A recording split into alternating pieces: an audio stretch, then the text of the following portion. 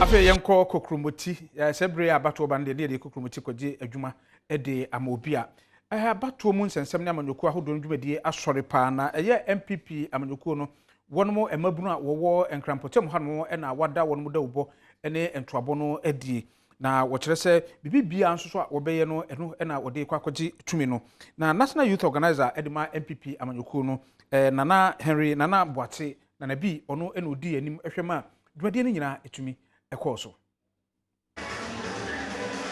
Nana Boate ena National Youth Organizer Emma MPP amanyuku no na wahye emebunu yi se wonmo modern se wonum adwuma wobeye no odi akomapa ebedi akire no wabɔ modern anso se enipa 3.5 a wonum atro wondin e wabato homamu e wo enkran hanom nko ano wobɛkɔ wonum anan so se ne bɛboa ama MPP amanyuku no edi nkunim e wo December abato a ehmaso nimu na emebunu na kyerɛ sɛ 3.5 million votes are register e Greater Accra no. Ombewura efiefie mu akomonten so market to market ewura asori bia mu ewura mantemu bia ewura ghetto bia akwakope vote naba. Ene ye kanwuma na create a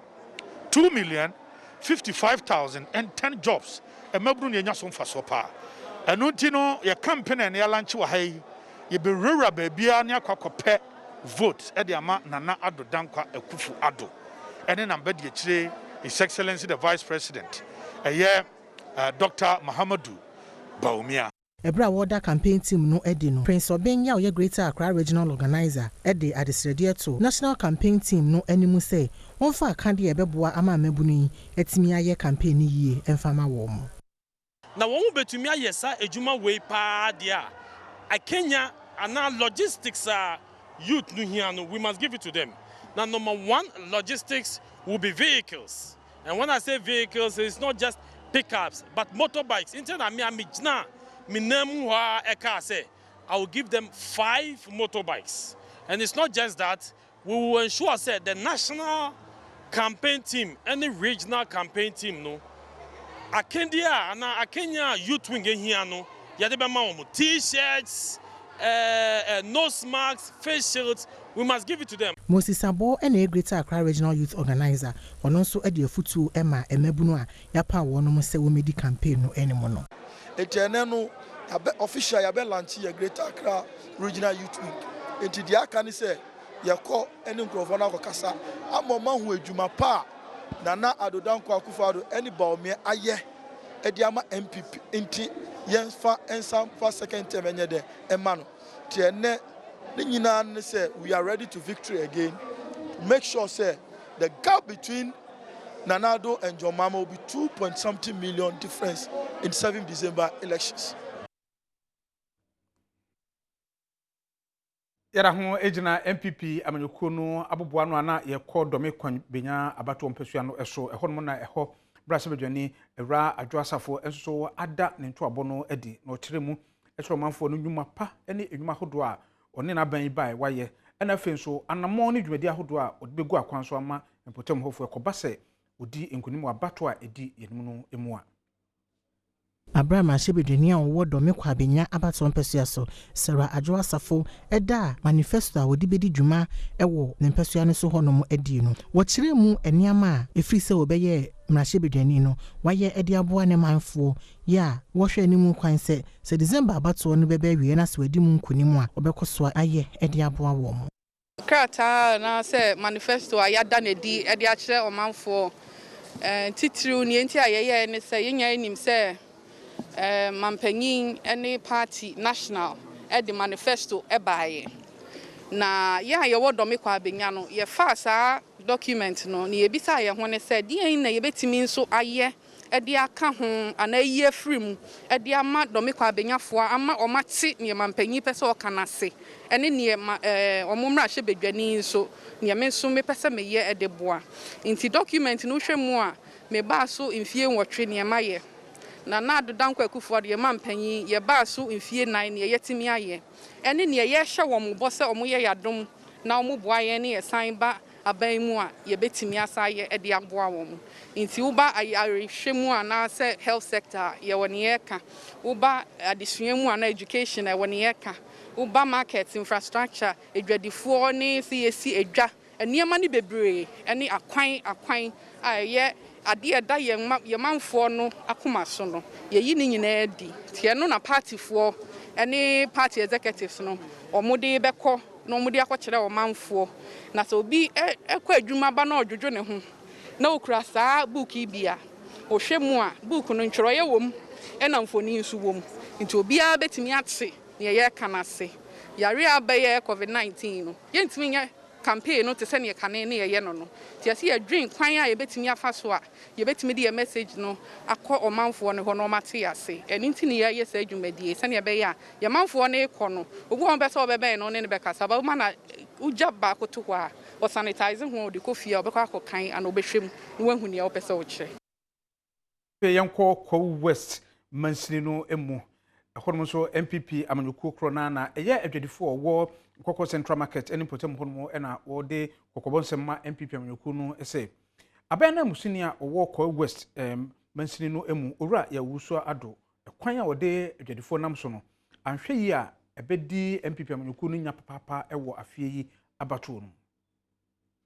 Mfie bebrenie ene nipa a wɔnom ɛwɔ nkɔkɔ abato mpɛsoa so ɛwɔ apuye mantam ebibi a wɔnom ɛto aba no ɛde ma NPP amanyɔkuo no na nsisesei adwadifoɔ no si gyinaeɛ sɛ ɛnya de a wɔnom ɛbɛto aba no ɛde ma NPP amanyɔkuo yi nti a wɔkyerɛ mu saa nyinaa egyina sɛ wɔnom MC a ne din ɛne ya owusu ado ɛne mansini no nyinaa no wɔnom ɛma wɔn ho kwan ɛma wɔn tɔn ɛnyama bi te sɛ gye ne mɛko Adwoa tomatoes ene atosodie foforo bi eka ho no e wo wonom stores mu onam sayo so e de adesrede ato mampanya dedanko akufo ado anim se wontu mansini kra chenefo ente saade a ene wonom ebetu atia no e wo December abatu anim uti store mu so so ayese utran store mu a ense se wo one toast se se wo boa mako ense se to jene eno so ne ense yedididi enti me chana na ado sis o wasem a oni DC yi no onka bibi nkyira no koransa na bato na du so te sa ni vote ne de afiwe onya ne se ne onya no last year no ye nto aba no o se school ni ye free na so ankoto mattress antone maka aba no bani tinye de enko school no eti adwuru ya de hwe ye ba no eti ye sra ban ani ko umpa ni force ye kuto de ku form e mata hwe ye ma ye sra omu ye mo bo ne be ka ye didi horum no omu nye ya papa mo de se kwa de hu so bari ye dwane ne ye dwane ye sra kuto de ku form ya ba yo ame woda eto me je ne me ba me wona to me to jeni no and 33 good years abai we nkwa ba ya oni ni this see me so am to jeni o mu na to jeni o mu ochira atoso dia dia lalai o me ton anu so ni ade a me de shama brabo ase e so o me ton dia enkokọ ye MPP seat this is say yenya ye wo store dem na ye ton vegetables no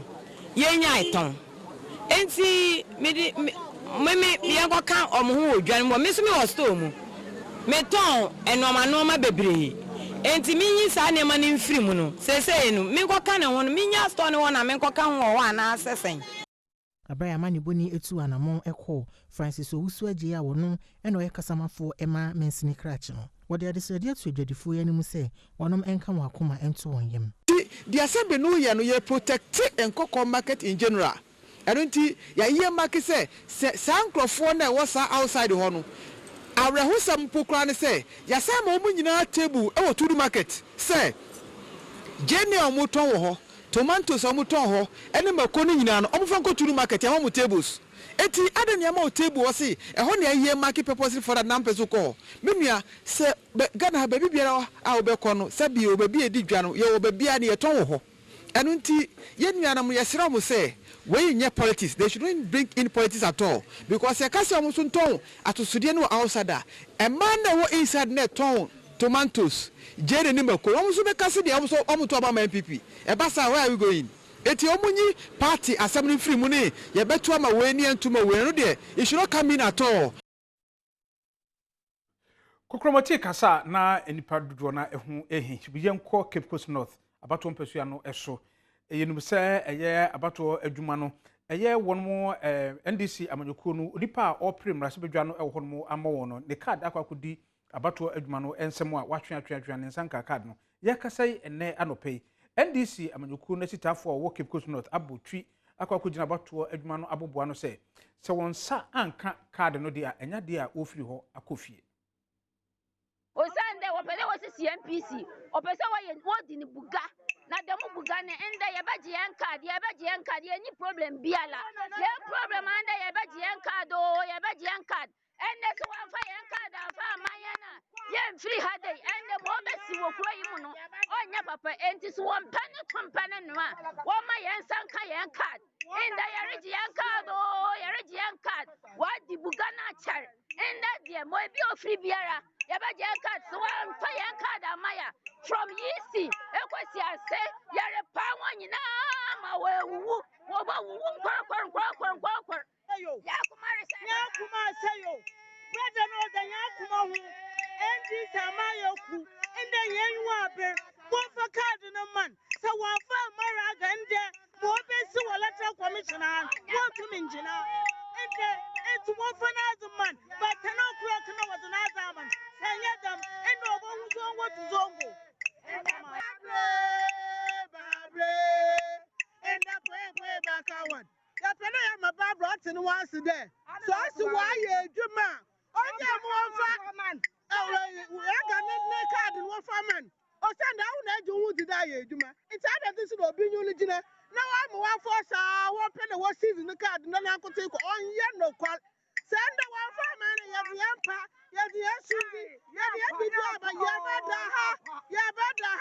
ba ma pin akawan entinda die wa fa ya card amena onye no kwal aha ya nyina ya bada ha ma zati enti ya card ya ba and that consulat go bialo to aba go bialo to ya ka ya so wa fa ya card na me obialo to aba oni ya sama ya wo entinda ya ba no full pa ya card asani ya fi hako card na ma candidate na aba assembly Yami adma card ni de inda na nsa baka. Inda nsa anka card na yanko fie. Yanko. Easy boss no tunu nko fie. Nyanya na ya da ha na hwan wa akofie. Obiara ri fi de mu nko fie. Nyanya se yanko fie. Yenyi wanya ya nyi wan ta ha. Yenyi wan ada ha tre yansa baka card no. So yanje card na yankware. Osanda Ghana hey what's kabi mammabu oye rule of law. Obia anyi ho a ote ho a na law shamrawa no ho. Nti say asamba ne yakọ court na court shawde register nyimpan na sese men ya ena wo won faso dan edwuma electoral commissioner ya nyamra na odi edwuma Ghana constitution no manutum don fan edwuma nti constitution no so ama judge no kwan do mbu asem na webu a ananche wo bede ndi so ya twendade ne yade bohwando sesala ya kama akufo ado na Ghana men nyina wa ate the Cape Coast North yenya abotal enda pol anan ya wa atwani mu de akufo ado ba fra Jenmensa Emma was the rag and the card and was a man now some jabba.